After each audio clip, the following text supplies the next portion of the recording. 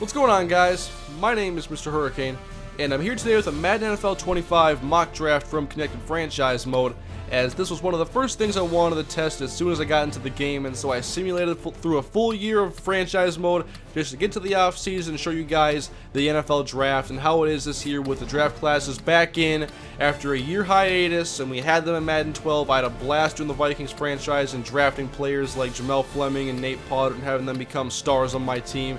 And the draft class file I'm using was downloaded from Operation Sports. I had to put it on a flash drive, then put it on my PS3 that way. I'll link the thread in the description, although it's a PS3 only thread. And I'll talk more about draft classes a little bit later in the video, especially for those that are looking to get good ones. And here you can see the top prospects in this draft class, led by Jake Matthews, offensive tackle from Texas A&M.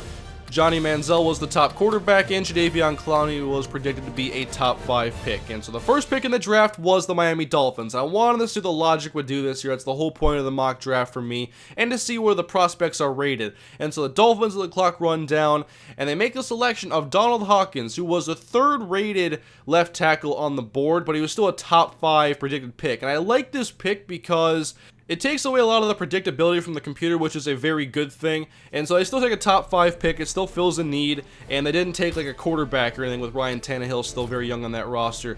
But I picked the Vikings in the simulation, and they left me wide open to take Jadeveon Clowney with number 2 pick to replace Jared Allen. And then the Buccaneers really threw a monkey wrench in here, taking DeAnthony Thomas, number 3 overall, and they have Doug Martin, a very good starting running back. I didn't like that pick at all. Then the Rams went with Johnny Manziel, and I did not look at the results of the season to see what the records were or whatnot, but I assumed that Sam Bradford didn't play well if they were the 4th worst team.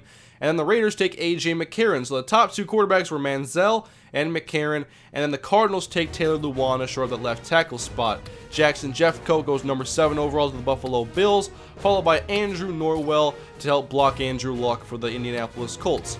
And you'll see the rest of the first round picks come off the board. There are a few weird things like the DeAnthony Thomas pick, and you might not expect a tight end to go that high.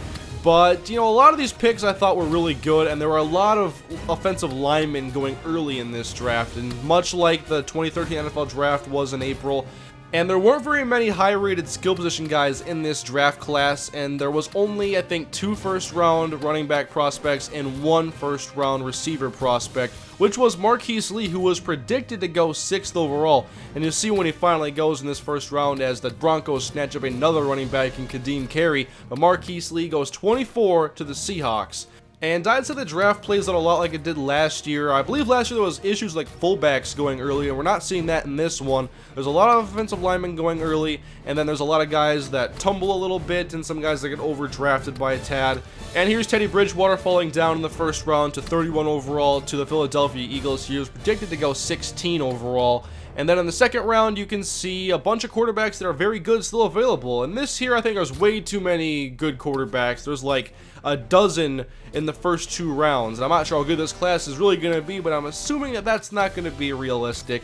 And then in the 3rd round, I was able to snag Sammy Watkins, who was a late 2nd round prospect. I got him early 3rd round, so it's not much of a real drop off there.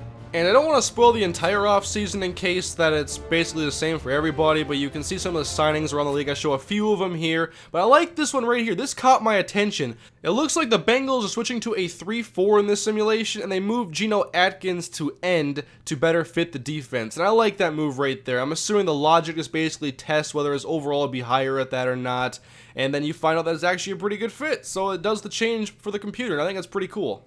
And there is no option to look through an entire draft order in the game, and so I have to show you guys the individual draft classes for each team, which I'm doing now.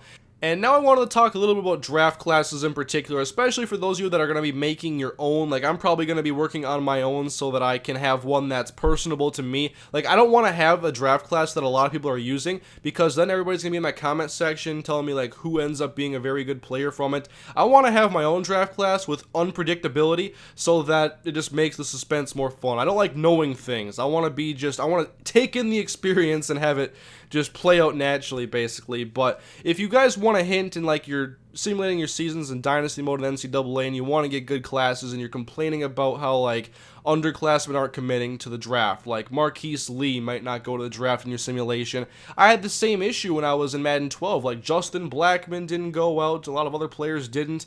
One thing you can do in your roster before you go into Dynasty mode in the first place is change their year to a senior. And that way, they're going to have to graduate. And being a high overall, they're going to go to the pro draft anyway. And so that's how you get them. You force them in to your draft class, basically. That's one way to do it. I think it's the only way that I know. And so you can see in this class, I have a class that looks very familiar compared to probably a lot of the 2014 mocks out right now that people are making. So I'm pretty happy with this draft class, but I want to get one that is for me. I want to make my own, and I might even edit ratings on a separate roster file just so I can have like a correct number of quarterbacks in the first round and second round, and just give myself the best draft class for me and my Rams connected franchise that is coming up. But hopefully you guys enjoyed this NFL mock draft from Madden 25. Hopefully this helps you out if you're wondering what it was kind of like in this year's game and how the draft classes work. But thanks for watching, guys. Have a great day, and I'll see you later.